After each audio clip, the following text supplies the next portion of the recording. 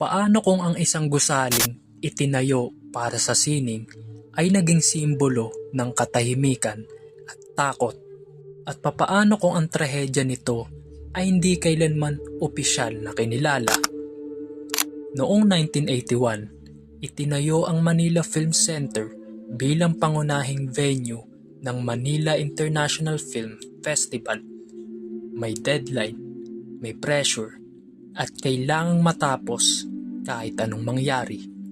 Sa gitna ng konstruksyon, gumuho ang isang bahagi ng gusali. Maraming construction workers ang natrap sa ilalim ng semento at bakal. Ayon sa mga ulat at salaysay, hindi agad itinigil ang proyekto. Sa halip, itinuloy ang pagbubuhos ng semento upang hindi maantala ang pagbubukas ng gusali. Walang malinaw na tala kung ilan ang nasawi.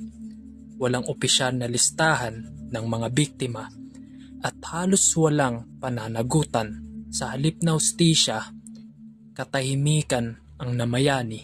Ang Manila Film Center tragedy ay hindi lang aksidente.